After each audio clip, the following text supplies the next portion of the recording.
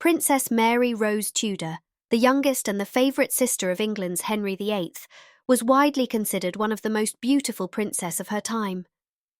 Lively and energetic, she led a rather tempestuous life, and the story of her romance with her brother's best friend inspired many novels and movies. Henry's eldest daughter, the future Mary I, and the warship Mary Rose were named after this princess. Mary was the baby of the Tudor family.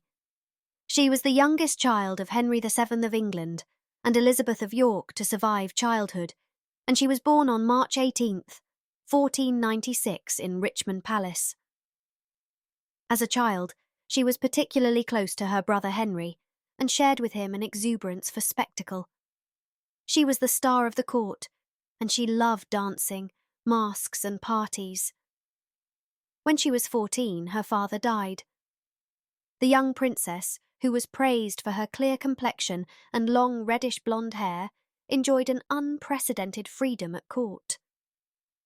In the next 5 years after her father's death, she spent her time virtually unchaperoned in her brother's court, her brother openly encouraging her to participate in every event. In 1507, when Mary was only 11, she was betrothed to Charles of Castle, the future Holy Roman Emperor.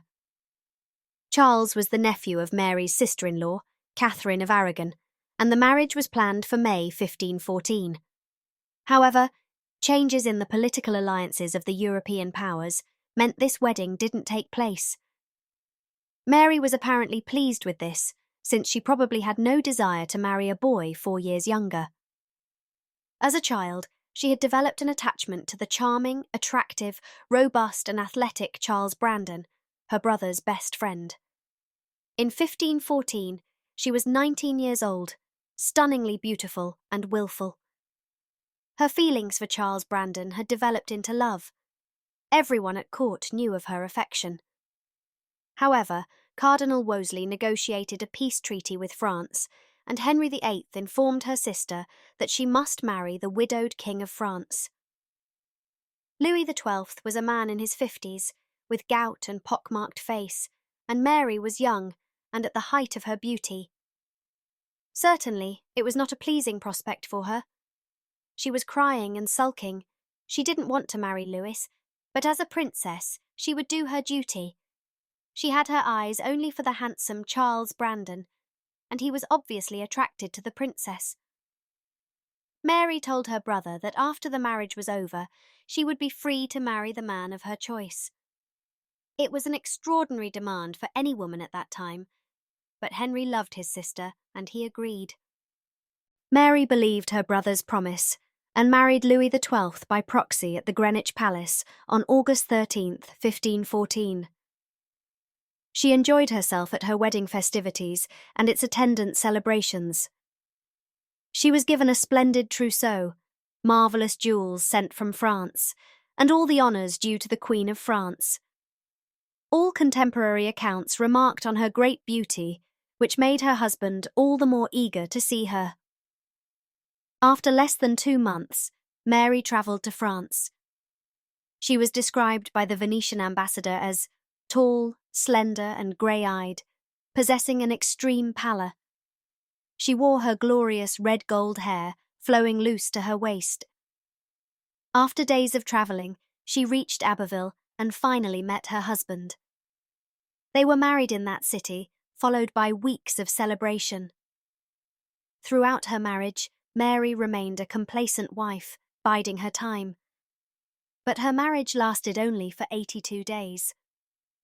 Louis XII died suddenly on December 31st, 1514. Despite his ill health, he had been notably active during his marriage, and this may have contributed to his demise. Now a widow, Mary was put in a strict seclusion in the Palace of Cluny for 40 days while they waited to see if she was with a child. She felt alone and terrified. But this gave Mary time to plan. She knew Charles Brandon would be among the contingent sent to France to escort her back to England. She had heard rumours that her brother intended for her to marry a Spanish prince, so she knew she would have to take matters into her own hands to be with the man she wanted. Luckily for Mary, She had an ally in Francis, the new king. When Charles arrived in Paris, Francis confronted him about his feelings for Mary. Charles then met with Mary herself, where she told him about her plan. She wanted to marry him, but if he didn't feel the same, she would enter a convent rather than be married off for the second time to a man she didn't love. Charles gave in, even though he knew that his king would be very upset at the turn of events. In the small chapel of the Palais de Cluny, Mary Tudor did the unimaginable for most princesses. She married the man she chose and defied one of the most powerful kings in Europe. When Henry found out about the marriage, he was furious and blamed Mary for their impetuous decisions. But Mary was his favourite sister, and Charles was his dearest friend. After some time, Henry's anger subsided and couple were forgiven. Mary and Charles were married publicly, with the king and queen in attendance. The couple lived an essentially happy and quiet life in Westhorpe Hall in Suffolk. Their first child was a son, Henry, who was named after the king. Their second was a daughter who was named Frances, a female version of the name of the King of France, who helped bring their marriage. Their third child was a daughter, Eleanor. Good friends with her sister-in-law, Catherine of Aragon, Mary supported her against the king during his great matter and rejected her former maid of honour, Anne Boleyn. Mary's health began to fail in 1533. She died at the relatively early age of 38 in the spring of 1534. Her husband was not with her, as he was arranging Anne Boleyn's coronation as queen. While her brother ordered requiem masses for her, he showed no other signs of mourning. Her husband didn't even attend her funeral, although it was considered to be a marvellous affair. She is buried at the Church of St. Mary in Bury St. Edmunds in Suffolk. Mary Tudor was an extraordinary woman who had the guts and determination to defy a powerful and sometimes even feared king and brother, to follow her heart and marry the man she loved. She was brave and felt secure in her love for her older brother. Probably, in my opinion, she was the only Tudor who was completely satisfied with her life, albeit a struggle to achieve. Mary Tudor's story is a rare, glittering thread in the often dark and duty-bound tapestry of Tudor history. In an age where royal women were pawns in the ruthless game of politics, she dared to gamble everything for love.